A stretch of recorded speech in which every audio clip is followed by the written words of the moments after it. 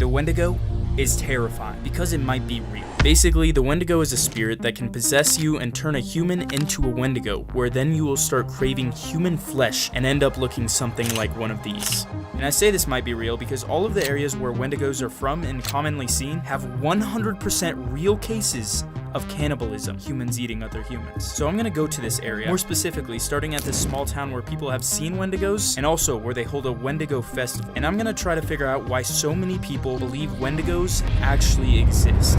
All right, we just made it into the town. I'm gonna go around and see if anybody knows about the Wendigo. We're just gonna go into bars because that's the only place where people are. And we're not just looking for the Wendigo, we're looking for some brewskis. It was not for so much. Have you heard of the Wendigo?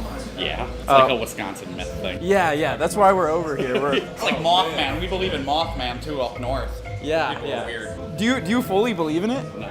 No? I know. Do you know anyone that does? A lot of people around here. Oh, shit. What the Wendigo Fest is about? They were gonna do like a play or dance and type whatever. thing around. To like celebrate it or something? Yeah. Or, like honor it? Yeah. Dawn, she's the one that puts it on. It's called the Mad Hatter. She puts Wendigo Fest together. You need to talk to Dawn, is her name. That is your number one connection. She runs Wendigo Fest. We talked to this lady. She was super nice, one of the bartenders, and she gave us Dawn's number. All right, guys, it's the next morning. I'm about to call Dawn. I just really hope she answers. Bro, I bet she's gonna be like, I've been expecting it. Mad Hatter. Basically, I'm making a video about the Wendigo, and everybody said you're the person to talk to. Let me tell you about the festival. You're welcome to stop in here. I'm assuming you're Dawn. I am. Nice to meet you. Nice to meet you. Everybody told us you're the one that sets up like the Wendigo festival. Yes. And, I was just curious, like why you set it up and stuff. We're curious about specifically the Wendigo. I mean, I know it's an Algonquin, Yeah, creature yeah. that is very nasty and stuff, but I only named it after that because it wasn't used a whole lot.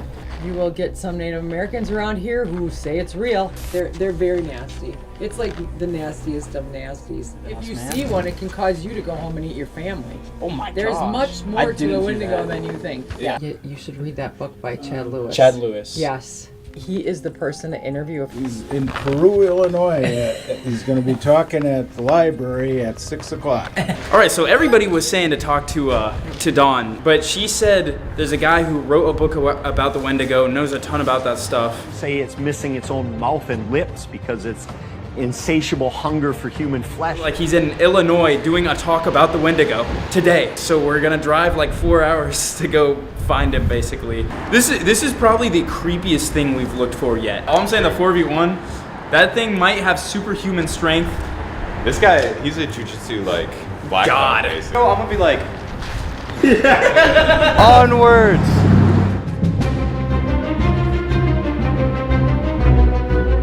all right, we made it to this random library. We're here to meet Chad. And had these giant featherless wings. When they started putting it in print, and what appeared to be a growl coming from the woods. The last 30 years, I've been traveling the world in search of the strange and unusual, from the most deadly and terrifying thing ever to set foot in North America, the demonic, cannibalistic Wendigo of the North. It's so old, they don't even know the origin of it. We have dozens upon dozens of cases of people killing one another because they believed that that person was turning Wendigo. Thank you all for coming. Thank you. I've been doing this 30 years, Wendigo research for about 20. It's been a fascination of mine all the way back from when I was a psychology student hearing about Wendigo psychosis, which is thought to be a mental disorder that you have an unnatural craving for human flesh. The Wendigo today is not the same as it was 400 years ago.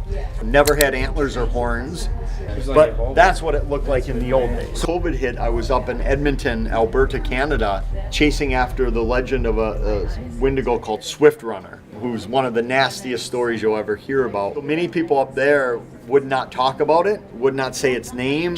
They called him the Indian who ate his family.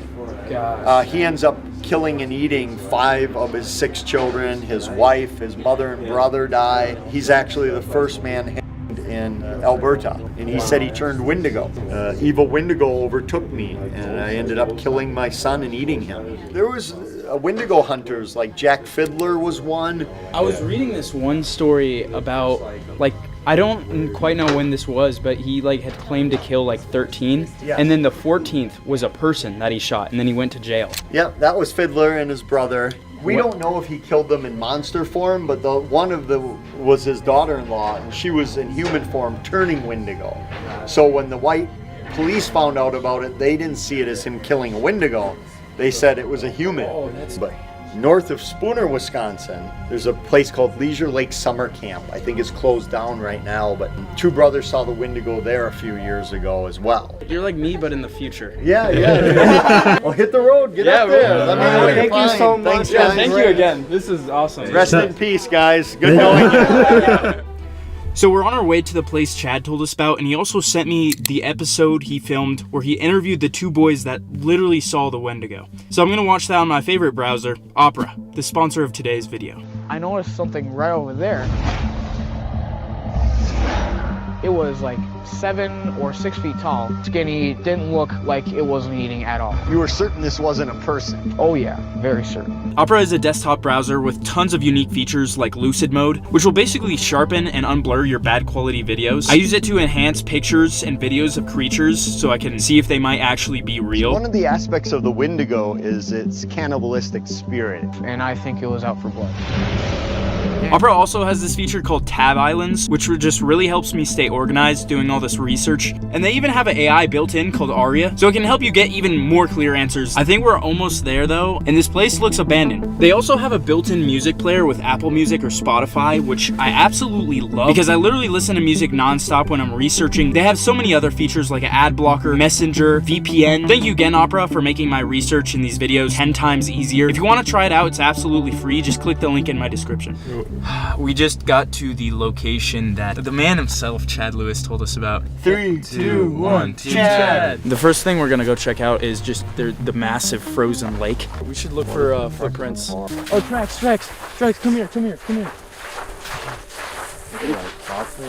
Maybe it was running from something, so we follow where it came from. They're gonna go that way and find another set of tracks, and we're gonna follow the fox tracks. Wait, shh.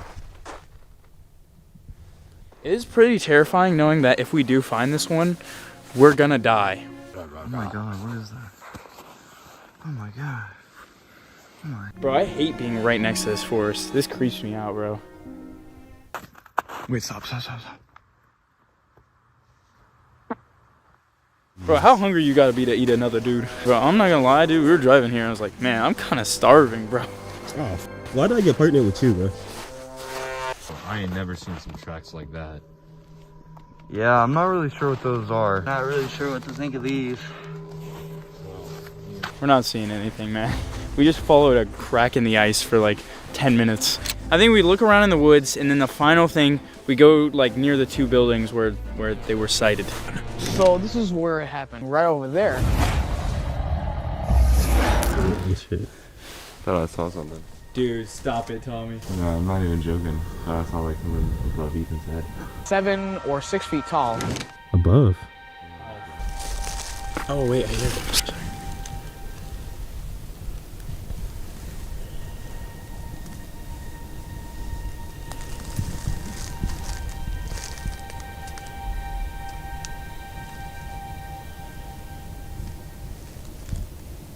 You hear that in the far distance? I'm sure it was just, you know, some fog or... Dude, duh, you're scaring me, man. Bro, I can't afford to die out here. I gotta pay off my credit card debt. Really? We've separated a bit, which is, you're more likely to see it. That is creepy. I'm gonna do one final thing before we go to the cabins, and that's to say its name. That's the one thing that basically people say attracts it, that and whistling, which is the same thing as skinwalkers, which is kind of interesting. I like can't. Wendigo!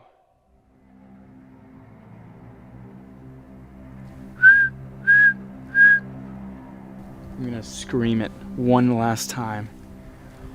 Wendigo!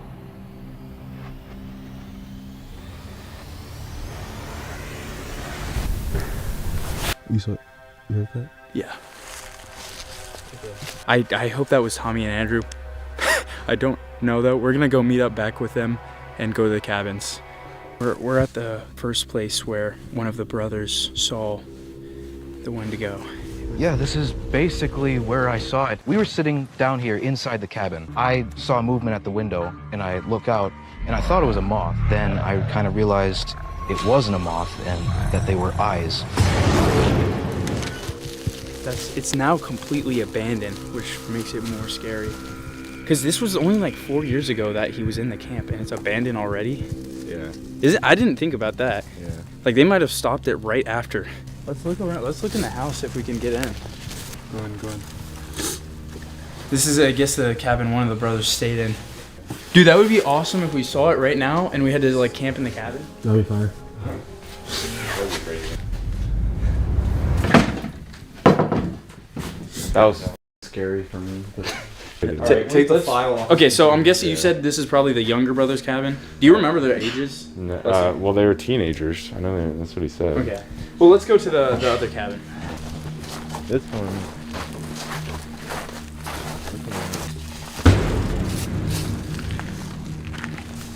Brave man. This is where I'm assuming the older brother saw it from. Well, right outside. I mean, this is where he was staying. Right over there. And it started coming at us. That's when we ran like no other. We looked around where both of the brothers saw the Wendigo for quite some time, but didn't find anything out of the ordinary. What makes their story even crazier is that the camp counselor claimed to see something as well. And they said that they saw something right in that little clearing over there.